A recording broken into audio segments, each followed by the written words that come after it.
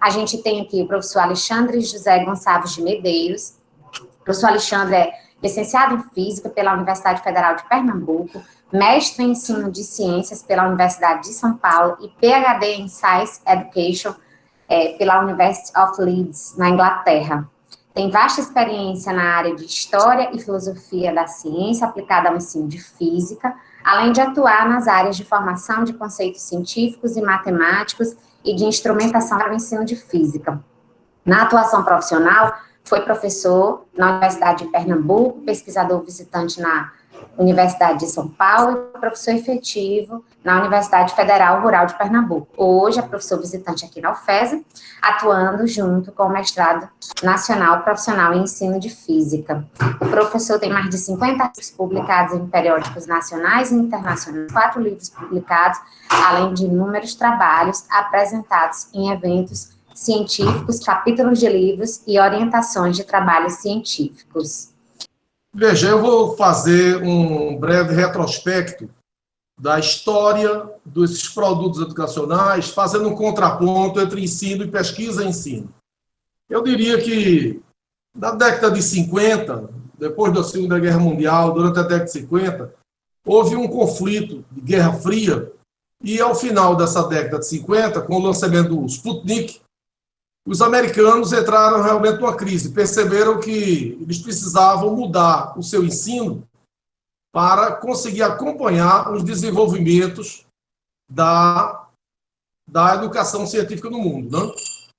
E isso se reflete basicamente num livro que foi produzido por John Rudolph, a Cientistas em Sala de Aula, a Guerra Fria e a Reconstrução da Educação em Ciência Americana. Isso fez com que os americanos, e isso teve reflexo no mundo inteiro, no Brasil inclusive, na Europa e no Brasil inclusive, eles produzissem diversos projetos de ensino. Esses projetos foram amplamente financiados nos Estados Unidos em diversas áreas. Na área de física se teve o CLPSC, também se teve o projeto Harvard, depois chamado de PPC, e na Inglaterra se teve o projeto Nuffield. Na matemática, se teve o SMSG, que abordava de uma maneira completamente diferente a matemática, introduzindo o uso da matemática moderna. E na biologia, se teve o BSS, e na química, se teve o CHEMS e o CBA. Eram revoluções, realmente, do ensino. Essas revoluções, elas introduziram vários produtos, livros textos para os alunos, no caso do PSSC, que eu conheço mais de perto, filmes, livros, manuais para o professor, slides, film strips. Então, esses projetos, eles foram bem sucedidos do ponto de vista de produção de materiais, né? Produziram kits de laboratório, produziram film strips, produziram conjunto de transparências. Porém, uma coisa que se deve dizer é que, ao final de uma década, envolvendo, inclusive, muitas pessoas, muitos professores de alto conceito, inclusive prêmio Nobel em física, tinham 2 prêmios Nobel trabalhando nesses projetos. Eles fizeram produtos muito bonitos. O livro do PSCC é uma maravilha, o livro do SMSG, mas ao final de uma década, os resultados foram decepcionantes. Os resultados em termos de aprendizagem. Houve realmente a produção de materiais muito bons, mas esses materiais de ensino, toda uma parafernália, não se refletiram em melhoria na aprendizagem. Isso fez com que diversos autores, ao final da década de 60, início da década de 70, começassem a estudar, diversos pesquisadores começassem a estudar o que é que tinha acontecido com projetos tão grandiosos na elaboração de produtos educacionais em ciências e matemática e que não tinham encontrado uma contrapartida de boa aprendizagem. Entre as primeiras pessoas que discutem isso aí está J.J. Schwab, está Nova, que havia sido discípulo de Oswald, e passa-se a perceber que os problemas de aprendizagem decorriam do fato de que esses projetos, eles tinham, do ponto de vista da ciência, tinha uma postura indutivista que não se incomodava, não se importava em saber como os estudantes estavam aprendendo, e, do ponto de vista da matemática, uma estrutura profundamente formalista. Isso levou, então, a que se começasse a perceber a importância dos estudos cognitivos, de como se dá a aprendizagem. Foi a época em que se passou, mais ou menos, da influência profunda do behaviorismo do comportamentalismo, que havia influenciado todo um aparato de abordagens de tecnologias da educação, inclusive no Brasil, nos anos 60, surgiu esse livro aqui, Tecnologia da Educação Aplicada à Física.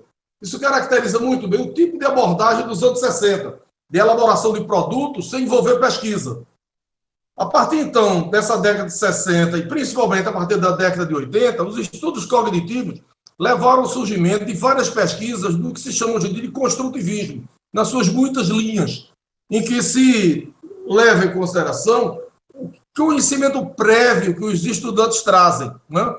Os conceitos alternativos, as ideias que eles já trazem e que influenciam na aprendizagem. Novo aqui, inclusive, dizia que para o bem ensinar, é preciso que se saiba o que o indivíduo já traz para a aprendizagem, se parta dali, se parta do que o indivíduo conhece, né? Inclusive levantando como é que ele organiza esses diversos conceitos que ele já possui numa espécie de mapa, né? Então, na década de 80, já surgiram várias linhas de construtivismo e as pessoas querendo estudar como é que os indivíduos traziam certos conhecimentos e como esses conhecimentos interferiam naquilo que ia ser ensinado na escola, né?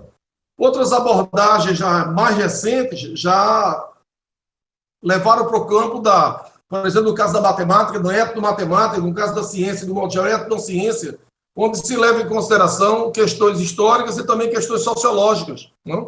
Como os conhecimentos são produzidos em diferentes contextos.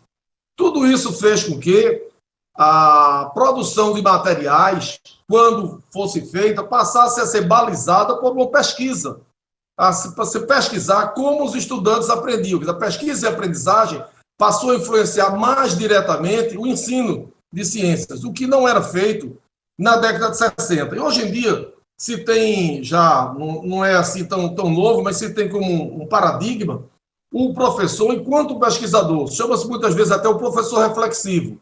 Eu digo isso, tentando balizar, dando breve, muito breve histórico, que quando se fala em produtos educacionais, e eu quero me referir mais especificamente ao campo que eu conheço, nós tivemos condição de conversar recentemente, eu e o Carlos Alberto, numa outra mesa redonda, esses produtos educacionais, muitas vezes, eles são elaborados com o maior cuidado, mas sem serem revestidos antes de uma pesquisa educacional.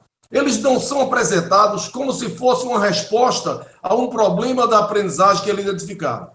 Esses produtos educacionais, muitas vezes, são simplesmente elaborados a partir de uma ideia, mesmo que seja uma ideia brilhante, que um estudante e o seu orientador tem, a respeito de como se deve ensinar um certo conteúdo. Por exemplo, vou ensinar eletrostática bolando um jogo. Aí eu vou inventar um jogo. Por que você vai inventar um jogo? Porque eu acho que é interessante. Pode ser que motive. Ora, já é uma coisa interessante que se diga o seguinte, aquilo que motiva o estudante pode não motivar outro. Eu, por exemplo, adoro história da ciência, já tem muita coisa publicada sobre história da física, e creio que muitos estudantes podem ser motivados pelo ensino e usando história da física, mas tenho visto que muitos estudantes não são motivados, acham a aula bastante. Então, não é fato que uma forma de abordar garantidamente possa motivar todas as pessoas. Então, acho que seria importante que, quando a gente vai ensinar num certo contexto, que a gente tivesse a preocupação de fazer uma pesquisa educacional localizada naquele contexto, para que se produzisse materiais mais efetivos, produzisse materiais que tivessem uma probabilidade maior de interferir positivamente na aprendizagem dos conteúdos que queremos lecionar. E isso eu não vejo muito ser feito. Essa é a minha crítica principal, essa dissociação da pesquisa e da elaboração de produtos de ensino. Isso é uma coisa que o Alberto Villani, o professor Alberto Villani, um italiano, foi meu professor da Universidade de São Paulo, ele já dizia no início da década de 80, da grande diferença que existe entre se elaborar produtos para o ensino e se fazer pesquisa em ensino. E eu diria, então, que o importante é se perceber o valor de que um professor entenda a importância da pesquisa educacional para o seu ensino.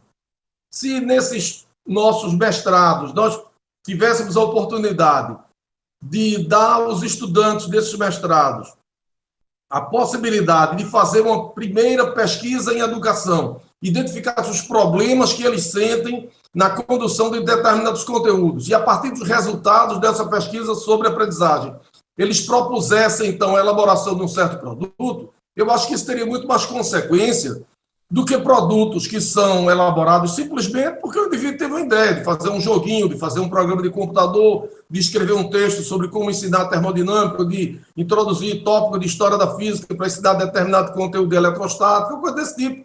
Então, qualquer que seja a sugestão, eu acho que essa sugestão, para não cair no mesmo problema que aconteceu com os grandes projetos da década de 60, que, como eu disse, eram projetos riquíssimos, e que contavam com a participação de grandes cientistas. Né? Eu acho que, para não corrermos esse mesmo risco, é preciso levarmos em conta todas as críticas que os pesquisadores de educação em ciência e educação matemática fizeram dessas 3 décadas, 70, 80, 90, e já nos situando no século XXI, efetivamente, que tentássemos orientar a elaboração desses produtos baseados em pesquisas educacionais. Eu acho que esse é o principal motor do que deveria ser a nossa ação nesses mestrados. Tem sido essa a minha crítica e tem sido esse o ponto que eu mais repiso para que nós não venhamos a repetir os erros que foram cometidos na década de 60, sem termos, nesse momento, os recursos que os americanos tinham naquela década. Né? Esse é meu ponto principal, que eu pretendo retornar ao longo dessa mesa redonda, quando os colegas também derem a sua opinião e quando tivermos a colaboração das perguntas dos ouvintes, tá certo? Queria encerrar a minha participação inicial por aqui.